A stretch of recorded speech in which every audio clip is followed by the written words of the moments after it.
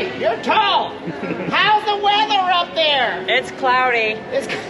You're telling me. I don't think we were fully prepared for the experience that we had in Salem, Massachusetts. Twist the bones and bend the back. Trip them of the baby fat. Looks like they already did. They're skinny as a rail. Trim their fur black as black. Just like this. Happy Halloween! We don't do a ton of research before we go to an area. I think we particularly enjoy the discovery of the area once we get in there. But when our friend Ellen suggested that we come to Salem for the month of October, we happily obliged. Salem is Witch City. They have been celebrating Halloween since their first parade in 1982. The haunted happenings happens yearly, and it takes place across the entire month of October. They have everything from street fair, Halloween costume ball, trick-or-treating, live music, and the entire thing is family friendly. The entire town is very walkable. Yes. In fact, we racked up over 20 miles during the whole week. They have the Heritage Trail there, which is this red line on the ground that you can follow, and it'll take you to all the historic places. Right. The whole town was very cool. It was very historic. Lots of very old buildings. One of them was built in like the late 1600s. It's impressive that this is still there, and everything has just been built up around it. Right. So Salem was the site of the infamous witch trials back in 1692, where they executed 20 people who were accused of being witches or helping in abating the witches. Of course, the entire thing was made up by the small children at the time, but they have the burying ground there, which is where I guess a lot of the judges from the trial and officials are buried. They have these 20 benches. There's the memorial there, a bench for every person that was executed. Yep. So all their names are inscribed on there. We came across one lady who was actually related. Yeah. It was like her 9 times grandmother's cousin. I'm not sure, but she had traced it back and found that she was related to people from the witch trials. Yeah. People who had been hanged. So it was pretty interesting. Yeah, it was interesting. The whole place was very powerful and moving. It's one of the first things you should see when you stop into Salem. A couple of fun things there. The Hocus Pocus house is where they filmed Hocus Pocus.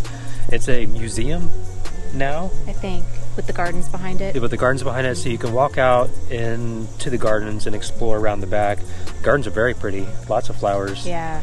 They have Hocus Pocus tours, so if you're really into the movie, they'll take you around to different sites in Salem where they filmed certain parts of the movie. So if Hocus Pocus is your thing, one of those tours could be really interesting.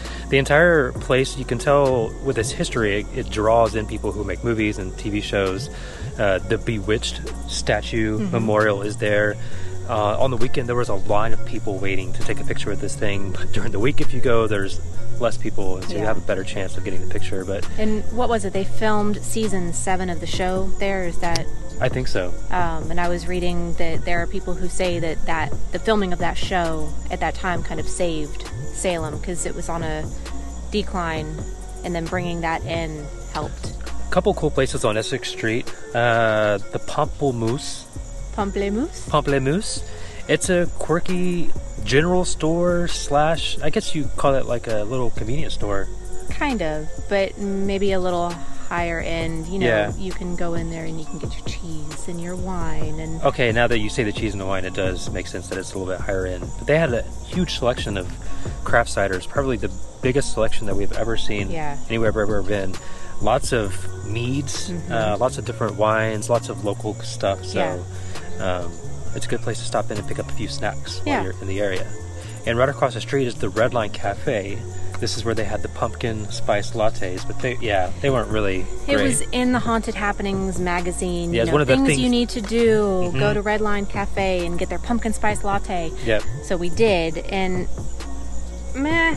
Their marketing worked. Oh, it did, for sure. I don't know how much they paid to be in that featured listing, but the coffee was so-so. I would not go out of my way for that. The pastries were good. The pastries were good. So maybe go there for treats and somewhere else for coffee. Yeah. I don't know. Yep. If you have young kids, you should definitely go here. We talk about the things that we regret sometimes about our RV life. We wish we would have started earlier when the kids were younger, because to go through the whole Salem thing and the Halloween thing when the kids were younger would have been really cool.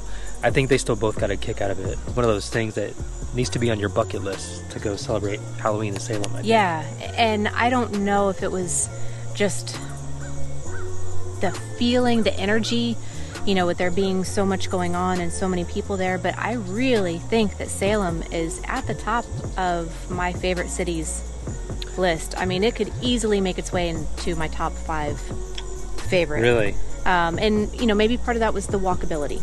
Yeah. Like you were talking about. I mean, Yeah. you can walk everywhere, because I would not recommend trying to drive into town. It was At all. awful. It was very tight getting through. Our base camp for the week was at Winter Island RV Park, which is essentially, it's not even an RV park or a campground. It's just a harbor owned by the city, and wherever they could find a spot to put an RV spot, they would. So you find spots mixed in to the parking lot where everybody parks. You find RV spots in a big field, which is where we parked. Site 52, I think, had the best privacy because there was a tree there. Yeah. We parked the Jeep and we didn't drive it again the whole week. Did not move it. Mile and a half walk down to Salem, and then everything in Salem has that red brick to let you know that the entire thing is walkable. Yeah. So that was a very cool aspect of it. It really was. And, you know, you could walk up the street and then come back and you would see something different. Yeah. You know, you would notice something different. The houses with the plaques outside showing when they were built, who used to live there. Yeah. I mean, just the history was amazing. It really was. Lots of history, lots of old houses on Derby Street, which is one of the main streets that you can take, that you can walk down to get towards Salem. Lots of old houses on that street as well. So definitely an amazing town. I agree. Yeah. Definitely within the top 5 for sure. Yeah. Yeah. We didn't visit the town at night. I don't know why we didn't. I think we walked so many miles during the day that by the evening time we were just kind of... Yeah. Even from the campground into Salem, we were looking around, you know, could we make this walk at night? And there were street lights, you know, all along one side of the street. So yes, things would be lit up. You know, you would have a nice path to walk. Totally doable. It would have been really cool at night, because some of the museums, you know, they light up the front of the building and it's red and spooky. The farther you get into October, the more things pick up. You know, the closer you get to Halloween, things ramp up a little bit. The crowds get a little bigger. You know, maybe the nighttime events get a little bigger. Right. They do a town trick-or-treating thing later in the month. So no shortage of things to do. So that's it. Have you been to Salem during October? Have you been at night? How is the vibe? Is it any different? What do you have to say about it? Let us know in the comments below. If you like this video, go ahead and give us a thumbs up, and we'll see you next week.